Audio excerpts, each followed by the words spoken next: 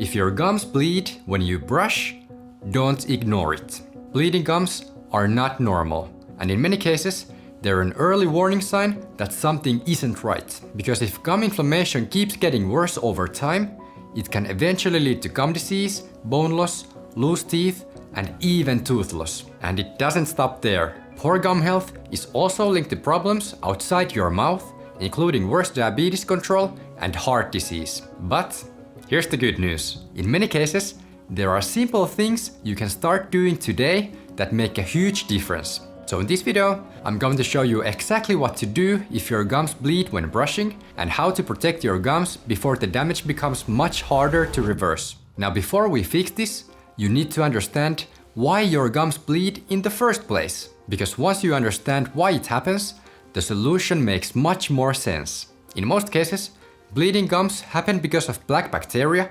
also called biofilm, build up near the gum line and between the teeth. Your body sees those bacteria, and your immune system reacts, just like it would if bacteria built up in a cut somewhere else on your body. That area becomes irritated, inflamed, and your gums become inflamed too.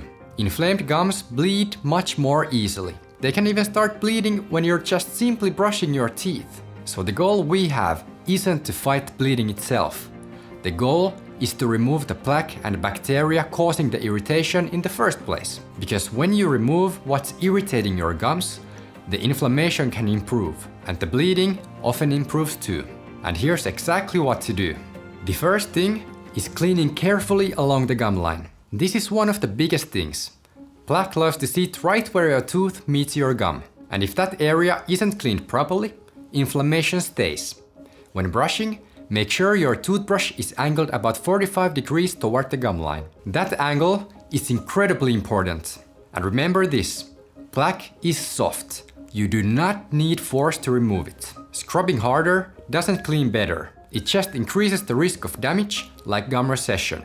So be gentle, controlled, and precise. If you're unsure about your brushing technique, I also have full videos showing both proper manual toothbrush technique and electric toothbrush technique. The next thing is cleaning between your teeth. This is where many people struggle. You can brush twice a day for a full 2 minutes with the correct technique and still have gum inflammation because your toothbrush doesn't fully clean between teeth. Plaque builds up there too, and if plaque stays there long enough, inflammation stays too. That's why cleaning between your teeth properly matters. Use floss or interdental brushes, or both. And if traditional floss feels difficult, a water flosser can be a very helpful addition, especially for cleaning around the gum line. But remember this, the goal isn't the tool.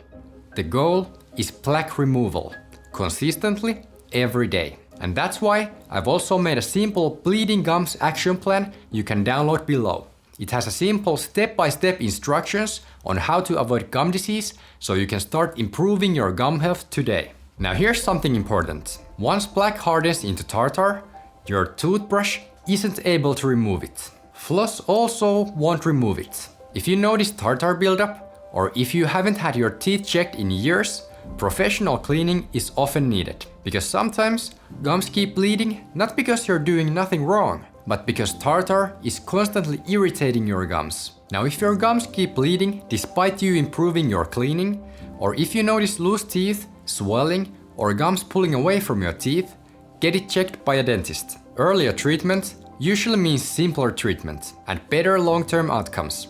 So here's the simple system. Clean carefully along the gum line, clean between your teeth regularly, remove tartar professionally if needed, and don't ignore persistent bleeding.